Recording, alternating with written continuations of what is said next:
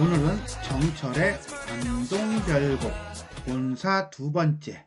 자, 전반부가 산과 관련된, 금강산과 관련된 거라면 두 번째는 관동팔경과 관련된 부분이다 라고 보시면 되겠습니다.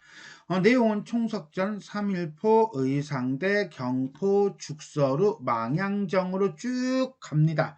그냥 쭉 갑니다. 쫙 갑니다. 상당히 재밌어요. 보도록 하겠습니다. 관동별곡은 송강 정철이 45세 때, 45이군요. 강원도 관찰사로 부임하여 내금강, 외금강, 해금강과 관동팔경 등의 결승, 기가 막히게 아름다운 모습들을 두루 유람한 후 그 여행의 과정과 산수, 풍경, 고사, 풍속 및 자신의 소감 등을 읊은 노래입니다. 주로 이제 가사잖아요. 이 작품은 가사는요 99.9%가 그냥 3, 4조 4음보라고 생각하시면 돼요. 자, 이 작품이 특이한 것은 바로 순수한 우리말이 매우 많다는 거. 그 다음에 한문이 있다 하더라도 되게 우리말화 한 것들이다 라고 하는 점, 요거 챙겨놓고 들어가도록 하겠습니다. 전체적인 분위기가 웅장하고 명쾌하며 화려체의 문장과 조화를 이루고 있으며 전체적으로 생략과 대유, 비약적인 전개, 역동적인 움직임이라고 하는 것이 잘 드러나면서 박진감 있는 경치 묘사가 특징이라고 할 수 있겠습니다. 산중을 매양보랴 동해로 가자스라. 가자스라는 가자꾸나 뭐 이런 거에 청유. 산중이라고 하는데 산속에 산만 보겠느냐 이거죠. 여기서 말하는 산은 금강산, 내금강을 얘기해요. 만 보겠느냐, 동해로 어디로, 관동팔경 해금강 쪽으로 가자꾸나. 한마디로 여정의 변화가 나타나면서 공간의 이동이 나타나고 있다 라고 보시면 돼요. 남여 완보하여, 남여라고 하는 건 뚜껑 없는 가마로 주로 남자가 타요. 자, 그래서 화자의 신분이 양반임을 알 수 있고요. 완보라는 것은 느릿느릿 천천히 걸어 산영루에 올라가니. 산영루, 이게 이제 화자의 여정 중에 첫 번째가 되겠네요. 해금강에서 올라하니, 오르니, 갔어요. 어디로 갔어요? 산영루로 갔어요. 자, 영농벽계와 휴형대도는 이별을 원하는 듯. 자, 산에서 이제 어디로 가? 바다로 가. 바다로 가니까 이 시냇물들이, 산 속에 있는 시냇물들이, 아주 맑은 구슬과 같은 시냇물들이, 가다니 왜 가? 나랑 같이 놀아. 어떻게 나를 버리고 갈 수 있어? 휴형대도. 자, 한마디로 말해, 여러 마리의 찌깍찌깍거리는 산새들이, 너무했어. 나를 버리고 가다니. 여태까지 재밌게 우리 잘 놀았잖아. 라고 이별을 원망한대요. 내가 하고도 내가 웃긴다. 결국 영농벽계와 휴형대도는 떠나기 싫은 화자의 심정을 대신 이입해서 표현한 자연물이라고 보면 돼요. 감정 이입의 대상이죠. 원하는 이라고 하는 건 이때 원이 원망하다 이런 뜻이에요. 결국 이거는 솔직히 말하면 화자가 가기 싫은 거지 영농벽계하고 휴형대도는 별 상관없어, 솔직히 말하면. 그러니까 이건 뭐예요? 주체와 객체를 바꾼 표현이죠. 즉 우리가 흔히 주객 전도식 표현으로서 화자의 아쉬움을 드러내고 있다 라고 보시면 돼요. 정기를 떨치니, 정기라고 하는 건 관찰사의 행렬을 상징하는 여러 깃발이야. 그러니까 혼자서 간 게 아니야. 때로 간 거야, 때로. 오색이, 오색 색깔이 막 넘실넘실 넘치는 듯 고각이 북과 나발을 섞어서 보니 뻥 둥둥둥둥 뻥둥 해운 바다 위에 있는 구름이 다 거치는 듯 지기법을 쓰면서, 대꾸법을 쓰면서 관찰사의 화려한 행렬을 보여주고 있습니다. 명사길 니금말이, 명사라고 하는 건요, 밟으면은 쇠소리가 난다는 모래예요. 근데 그렇게 해석하면 이상해지거든요. 그러니까 이거는 날리시고, 아니야, 그냥 사전적인 의미야. 그냥 곱고 깨끗한 모래가 깔린 길에 니금말이, 익숙한 말이, 취한 신선, 꽐라가 된 신선. 자, 취한 신선이 누군데? 자기 자신이야. 자기 자신을 뭘로 비유하고 있는 거야? 그러니까 신선으로 비유하고 있는 거야. 비스듬히 씻고, 신선이니까 도교사상이고요. 바다를 곁에 두고 어디로 갔어? 해당화가 잔뜩 피어 있는 곳으로 들어가니 갑자기 하얀 갈매기가 날고 있네. 갈매기야 나디 마라 나디 마라 날지 마라 네 버딘둘 버디 예전에 인터넷에 되게 유행했던 게 버디가 있었는데 친구 너 네 친구인 줄 어찌하니? 라고 하는 것은 결국 뭐예요? 나는 네 친구니까 멀리 떠나지 마 날아가지 마라 라고 하는 거죠. 즉 백구와 화자가 자연 친화, 무라 일체, 물심 일여, 그 다음에 혼용 일체의 모습을 보이고 있다라고 보시면 되겠습니다. 자, 여기까지 산속에 있다가 동해로 방향을 트는 거죠. 틀어가지고 동해로 향하는 화자의 감회가 나타나고 있다라고 보시면 되겠습니다. 금낭굴 돌아 들어가. 그럼 금낭굴도 역시 들어간 거네. 여정이네. 근데 별로 그게 눈에 이제는 어떤 임팩트가 없었나 봐. 총석정으로 오르니 하니까 총석정도 또 하나의 여정이야. 바로 점핑해요. 자, 이 총석정은 배곡루라고 하는 건 옥황상제가 사는 공간인데 위에 남은 기둥 이 다만 4개가 서 있구나 라고 되어 있거든요. 자, 요 남은 기둥 4개짜리는 총석정에서 바라본 4개의 기둥을 얘기하고요. 이 4개의 기둥을 우리가 흔히 뭐라고 하냐면 사선봉이라고 합니다. 좀 이따가 보여줄게요. 직접 내가. 자, 근데 이 사선봉에 있는 4개의 기둥이 기가 막히게 희한하게 생겼나 봐요.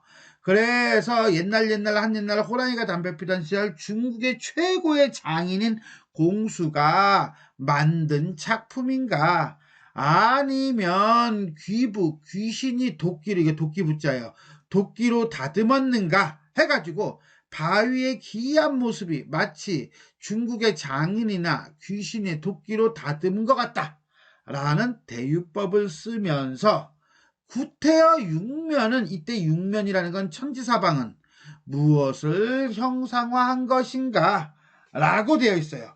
자, 그러니까 어떻게 생겼길래 중국의 장인이 만들고 귀신이 도끼로 만들고 천지사방을 비유했다고 하는가 라고 하는 거는 자, 겸재정선이 그린 총석정이라고 하는 그림이 있어요. 그 그림을 보면 이렇게 생겼어요. 이 4개의 기둥이요. 와, 기가 막히죠. 요게 정자라고 한다면 도대체 이 위에 소나무도 있고 끝내주네. 결국 이 정선의 그림과 비교해 본다면 이건 분명히 누가 만든 건 아니야. 일종의 자연현상이야. 근데 이러한 자연현상을 작가의 상상력을 발휘해서 공수귀부라고 하는 걸 발휘해서 드러내고 있다라고 보시면 되겠습니다. 근데 이렇게 가능할까? 오, 대단하네요. 그죠? 대단하다기보다는 신기하다. 신기해. 자, 여기까지 총석정에서 본 사선봉의 장관. 고성을 저만 두고 저만큼 두고 하는 거 보니까 고성은 안 간 거야. 어딜 갔어? 삼일포를 찾아가니. 삼일포를 갔네요. 삼일포에는 붉은 글씨가 써 있나 봐요. 붉은 글씨 단서가 완연한데 완연하다는 건 분명하다, 뚜렷하다 뭐 이런 뜻이에요. 4명의 신선은 어디로 갔는가? 자, 산하고 다르게 여기서는 전부 다 신선 타령만 하고 있습니다. 그죠? 여기서 사선이라고 하는 건요. 신라의 화랑, 영랑, 술랑, 남랑, 안상을 의미한다라고 하는데 크게 중요하진 않고요. 내신 때는 가끔 묻기는 해요. 왜? 4명이잖아. 그러니까는 밑줄 치고 동그라미 기억에 해당하지 않는 사람은 1번 영랑, 2번 술랑, 3번 남랑, 4번 안상, 5번 순마. 그럼 다음 몇 번? 5번. 이렇게 되는 거죠. 예라고 하는 건 여기가 어디? 삼일포에 사흘 머문 후에 어디가 머물렀는가? 그래서 여기를 삼일포라고 하는구나. 이 삼일포는 이 사선이 여기에 와서 사흘 동안 머무르고 떠나갔다. 그래서 삼일포래요. 즉 삼일포라는 지명의 유래가 나오고 있네요. 선유담의 영랑호를 거기에 가 있는가? 청간정, 망경대 도대체 거기에 앉아있는가? 너 어딨니? 이렇게 되는 거죠. 여기서 청간정도 관동팔경의 하나고요. 자, 결국 화자는 이 사선이 간 곳을 따르고자 하는 그러한 모습이 드러나고 있다라고 보면서 여기까지는 3일포에서 4선을 추모하는 모습이 드러나고 있습니다. 이화라고 하는 건 백꽃이죠. 백꽃이니까 하얀색일 거예요. 그죠? 벌써 띄고 하는 거 보니까 이제 봄이 저물어 가나 봐. 늦봄이고요. 분위기를 묘사하고 있네요. 접동새 슬 피울 때 낙산 동방으로, 낙산이 어딘지 알아요? 낙산? 강원도 낙산 지금도 있는데 유명한데, 동반이라는 건 동쪽에 있는 언덕으로 어디를 올라가? 의상대를 올라가 앉으니, 의상대가 이제 여정이 되겠네요. 일출을 보려고 했어요. 일출할 때 일, 태양이죠. 이 태양이 아침 해가 뜨는 것을 보려고 했어요. 이 태양은 임금을 상징합니다. 밤중에 일어나니 새벽같이 일어났다는 거죠. 왜? 태양을 보려고.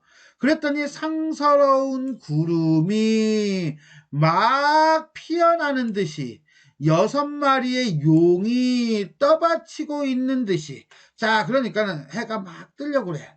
자, 일출의 순간이죠. 자, 해가 여기 쫙 뜨려고 하니까 쫙 이제 막 비칠 거 아니야. 자, 이렇게 뭐 햇살이.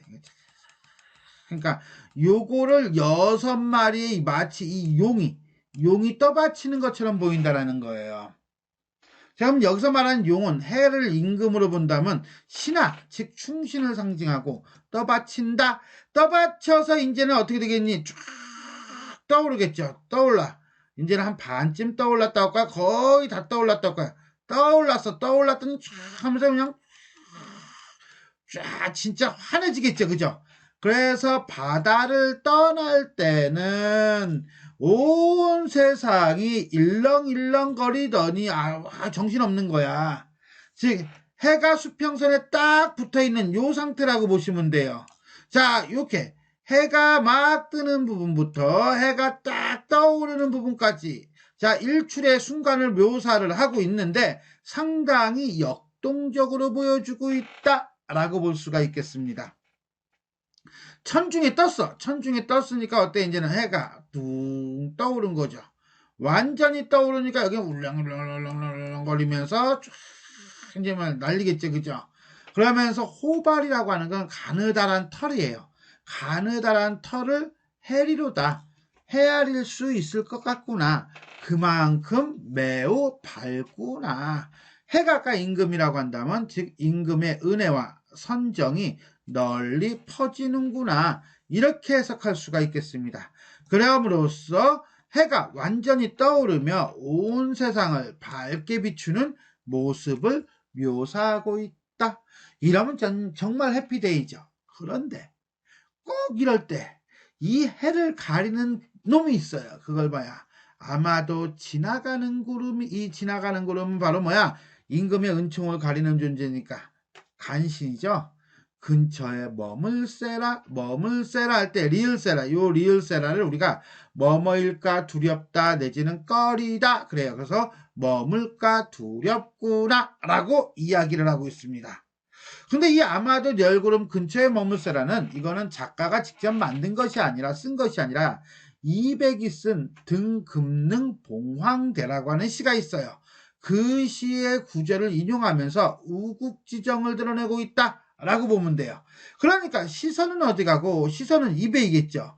이백은 어디 가고, 해타는 침과 가래, 기침과 침 정도, 그러니까 침이의 침만 남았구나. 그런데 진짜 이백에 침이 남은 거야? 아니지. 이 구절, 글이 남은 거지. 그래서 훌륭한 사람의 입에서 나온 말이나 글이라는 것으로서 위에 있는 요 내용을 얘기한다라고 보시면 돼요. 천지간의 장안기별, 이 천지간의 장안기별은요, 작가가 쓴 이 관동별곡의 위에 있는 모습도 맞겠지만은 요거는 이백의 시에 묘사된 일출의 모습을 얘기합니다. 자세히도 하였구나 라고 하는 것은 이 시 속에 있는 거나 이거나 거의 같다는 얘기죠. 결국은 의상대에서 바라본 일출의 장관에 대해서 노래하고 있다라고 보시면 돼요. 이제 어디로 가나요? 딱 아는 단어 있다. 어디? 경포. 그렇죠. 이제 경포로 가나 봐요. 서양, 석양, 시간적 배경이에요. 현산이라고 하는 건 강원도 양양 북쪽에 있는 산이랍니다. 턱축, 턱툭 턱툭. 이거는 틱톡이 아니에요. 철쭉꽃이에요. 잇따라 밟아. 이제 공간을 이동하는 거죠. 우계지륜이라고 하는 건 원래 신선이 탄다는 수레인데 지가 탔어. 그러니까 결국 자기 자신이 신선. 경포로 내려가니 경포대가 있는 데죠. 여정을 나타내고요. 심리 빙환을 다리고 고쳐다려. 이때 빙환이라고 하는 건요. 얼음같이 깨끗하고 흰 비단이에요. 근데 지금 경포로 왔잖아. 그러니까 경포 호수에 있는 잔잔한 물결이 심리에 쫙 펼쳐져 있는 것처럼 보여. 그러면서 매우 잔잔해. 그러면 심리에 펼쳐져 있다는 건 이 경포 호수를 가까이 가서 보진 않았겠지. 멀리서 보니까 잔잔한 거야. 길고 큰 소나무 울창한 속에 지금도 강릉 가면 소나무 되게 많아요. 슬카장 실컷 펼쳐졌으니 물결도 잔잔하기도 잔잔하구나. 이거는 가까이 가서 봐야 물결이 보이겠죠. 그죠? 멀리서 봤을 때는 심리가 다 보이지만 모래를 헤아릴 것 같구나. 물속에 있는 모래가 다 비쳐 보일 것만 같대. 그러니까 여기는 멀리서 경포호수에 멀리서 본 광경이라고 한다면 여기는 경포호수에 가까이서 본 광경이죠. 즉 원경에서 근경으로 시선이 이동하고 있다라고 보시면 되겠습니다. 고주 외로운 배 한 척의 배가 해람하여. 해람한다는 것은 항구를 떠난다는 뜻이에요. 정자 위에 올라가니 정자 위에 올라갔으니 강문고 넘은 곁에 동해 바다가 바로 거기 있구나. 이제는 뭘 바라보고 있는 거야? 동해 바다를 바라보고 있는 거야. 떵영하다 떵영하다. 종용이에요. 종용? 종용이 뭘까? 아, 조용하구나. 이 기상. 어떤 기상? 경포의 기상. 화련하다, 넓고 아득하다, 저 경계, 어떤 경계? 바다의 경계. 한마디로 뭐야? 경포 호수의 모습은 잔잔하고 그 다음에 바다는 넓고 아득하고. 이거를 딱 끊어보면 어때요? 대꾸법이죠. 영탄법이죠. 도치법이죠. 그리고 경포와 동해바다가 아주 조화를 잘 이루고 있다는 걸 예찬하고 있는 거예요. 이도곤, 이것보다, 내지는 이보다. 근데 여기서는 뭐야? 이것, 사물이 아니죠? 경포죠? 그러니까 뭐야? 이보다, 그럼 이것보다, 이렇게 해석하는 게 나을 것 같아요. 가진 데, 갖춘 데가 또 어디 있단 말인가? 없을 거야. 여기가 정말 진짜 멋있어. 짱이야. 장관을 예찬하면서 서리법이고요. 우아미, 현실에 대한 만족을 보여주고 있습니다. 홍장고사라고 하는 건요. 옛날 고려시대 때 이 강원도 감사 박신과 기생 홍장의 사랑 이야기를 얘기합니다. 그것이 야단스럽기도 야단스럽구나 라고 하는 것은 이렇게 아름다운 경치 속에서 이 두 사람의 아름다운 이야기가 전해지고 있다라고도 해석할 수 있고요. 홍장고사가 야단스러울 정도로 조용하고 아름답구나 라고 얘기할 수도 있습니다. 자, 나는 이렇게 두 번째 걸로 체크하고 들어갈게요. 둘 다 봐야 되는데 공간이 좁아. 필기를 못하겠어. 강릉 대도의 풍속이 듀올시고는 듀타예요. 기본형이. 듀타는 좋다 내지는 좋아하다라는 뜻으로 결국 강릉 대도시의 풍속이 매우 좋구나. 그래서 전류정문, 연료라든가 효자라든가 충신을 기리는 붉은 문이 골골 마을마을마다 버려신이 펼쳐져 있으니 비옥 가봉이 한마디로 늘어서 있는 집들을 전부 다 벼슬을 줄만해. 그만큼 태평성대하고 그만큼 풍속이 좋고 그만큼 도덕적이야. 이게 있다고 할까 해가지고서나 강릉지방의 미풍양속을 예찬하고 있는 거예요. 그만큼 살기 좋다는 거야. 가만, 관찰사가 누구야? 자기 자신이잖아. 결국 지가 정치를 잘한다는 얘기예요. 아무튼 간에 여기까지는 경포 호수의 장관과 강릉의 미풍양속에 대해서 얘기하고 있습니다. 진주관은 삼척에 있는 어떤 여관 정도로 보시면 돼요. 딕서류는 자, 이 죽서류예요. 죽서류는 진주관에 있는 서쪽에 있는 누각이에요. 관동팔경 중에 하나라고 합니다. 화자의 여정에 해당하고요. 50천 흘러내리는 물이 태백산의 그림자, 즉 태백산의 아름다운 경치를 어디로 담아가? 동쪽으로, 동해로 담아가래. 왜? 이렇게 있으면 태백산맥 있잖아. 이쪽을 보고 있으니까 물이 당연히 일로 가지. 그랬더니 글로 가지 마. 차라리 한강에 있는 목멱산, 지금의 남산이에요. 남산에 닿게 하고 싶구나. 왜? 이 목멱산 남산 앞에는 누가 있어? 그렇지, 임금이 있잖아. 그러니까 임금한테 이 아름다운 경치를 보여주고 싶구나. 뭐 이렇게 이해하시면 돼요. 그래서 연군지정. 왕정이라는 건 왕의 여정 그러는데, 왕의 여정이 아니라 관원, 왕의 명령을 받은 관원으로서의 어떤 여정이 유한, 한계가 있어. 한계가 있다는 것은 어떤 기간이 있다는 얘기죠. 그죠? 한마디로 왕정은 사회적 개인으로서의 어떤 모습, 내지는 관리로서의 모습을 나타내서, 자, 나는 이제 돌아가서 이제 정치를 해야 돼. 마을을 다스려야 돼. 그런데 풍경, 자연 경관이, 무실민이, 한마디로 싫지가 않아. 야, 난 더 놀고 싶은데. 싸떡, 관찰서얼은 가서 이제는 일 보셔야 됩니다. 더 놀고 싶은데.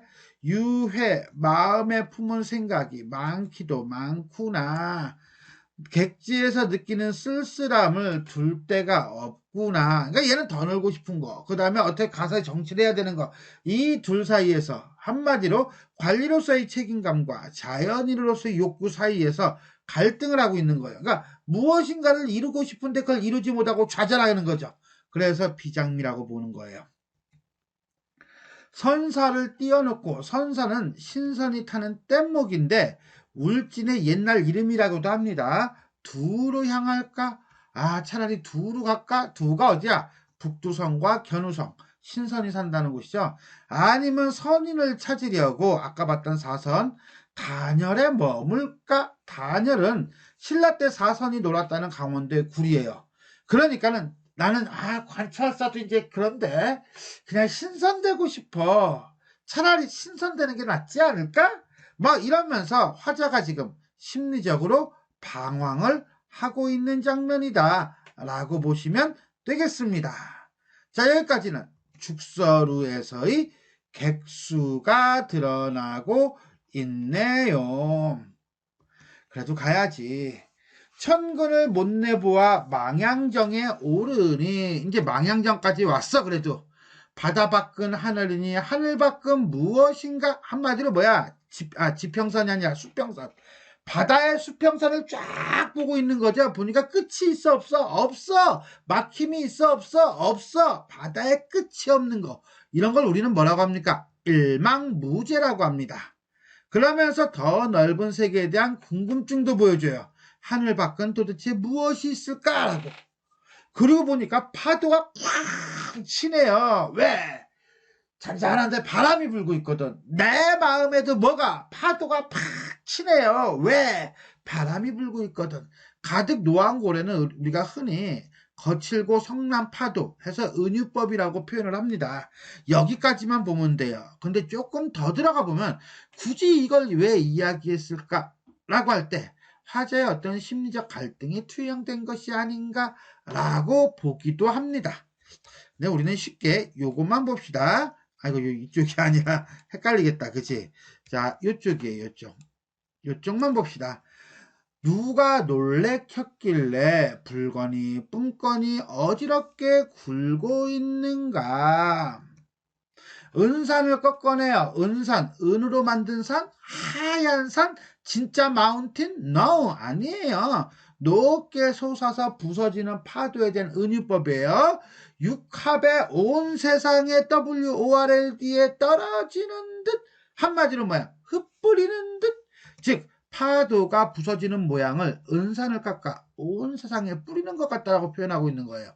5월 장천에 넓고도 멀고도 넓은 하늘에 5월달인데 백설은 무슨 일인가? 그럼 눈 왔단 얘기야? 이상기후? 온난화 현상? 아닙니다. 하얗게 부서지는 파도의 모습을 은유하고 있는 것이다 라고 보셔야 됩니다.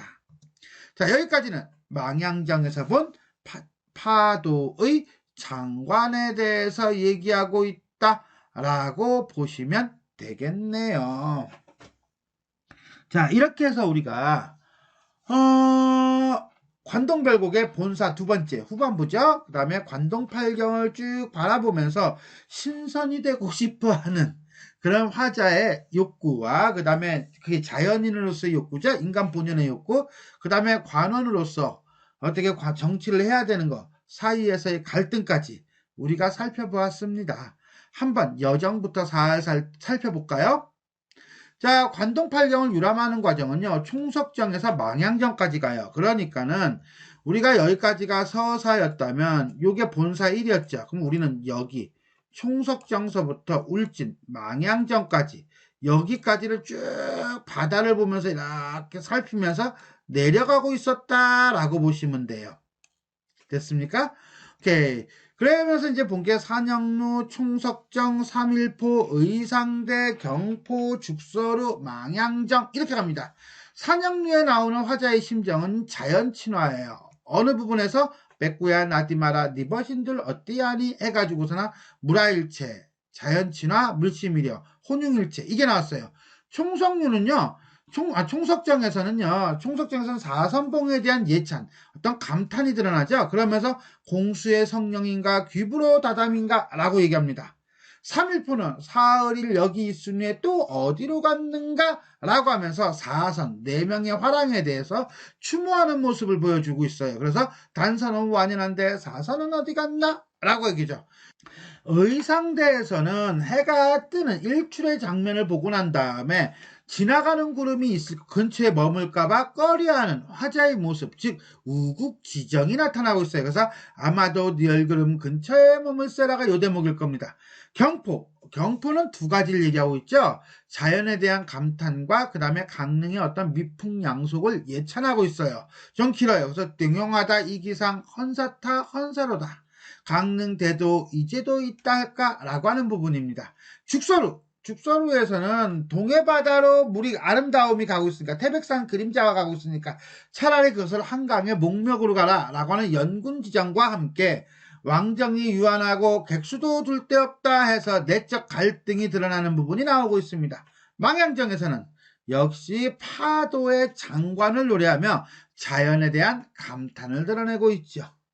그런 점에서 본다면 이 관동별곡의 본사 두 번째 관동팔경을 드러내는 부분에서는요, 인간 본연의 욕망과 그 다음에 도교적 신선 사상이 드러나고 있다는 거죠.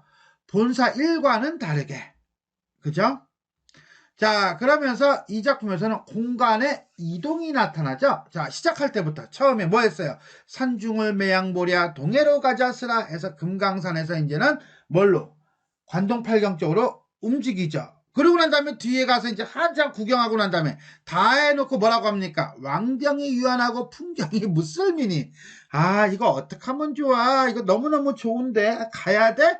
이러고 고민을 한다는 거예요.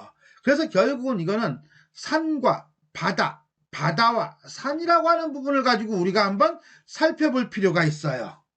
그래서 산과 관련된 부분은 금강산, 바다와 관련된 부분은 관동팔경이라고 본다면 산은 위정자로서의 모습과 생각이 나타나는 부분이고 바다는 개인적인 인간으로서의 본성이 드러나는 부분이라고 보시면 돼요. 그런 점에서 본다면 이때 화자의 태도는 사회적 책임감과 공적, 이성적 태도를 보여주는 게 산의 모습이고 바다에서는 개인적인 풍류, 사적, 감정적 모습을 보여준다라고 보시면 돼요. 사상적으로 본다면 금강산, 산에서는 유교 사상이, 관동팔경, 바다에서는 도교 사상이 나타난다. 따라서 산에서는 위정자로서의 사회적 책임의식이, 바다에서는 인간 본연의 모습이 표출되고 있다라고 보시면 되겠습니다. 또 하나 이 본사 두 번째에서 볼 것이 우리가 이제는 일출 장면이에요. 일출 장면이 기가 막히게 되어 있다라고 했는데 해가 막 떠오를 때는 뭐야? 분위기를 먼저 깔아줘요. 그죠? 상온이 지피는 듯, 육룡이 받치는 듯. 그 다음에 해가 바다 위에서 막 솟을 때, 그때는 먼저 바다를 떠날 때는 온 세상이 일렁일렁거리더니 해가 하늘로 솟아올랐어. 그랬더니 호발을 셀 정도로 매우 밝구나. 라고 함으로써 일출의 아름다움을 시각적, 비유적으로 표현하고 해가 높이 솟아서 온 세상이 환하게 밝다라고 표현함으로써 임금의 총명과 예지를 비유적으로 드러내고 있다라고 보시면 되겠습니다. 자, 이렇게 해서 우리는 정철의 관동별곡 본사 두 번째 관동팔경을 유람하는 부분에 대해서 살펴보았습니다. 분량이 좀 길어가지고 그냥 천천히 하다 보면은 시간이 오래 걸릴 것 같아서 말을 좀 빠르게 써요. 이건 1.5배속 하면 못 들을 것 같은데 하여튼 간에 지금까지 내용이 도움이 되셨다면 좋아요와 구독 버튼 눌러주시고요. 알람 설정 부탁드리겠습니다. 수고하셨습니다.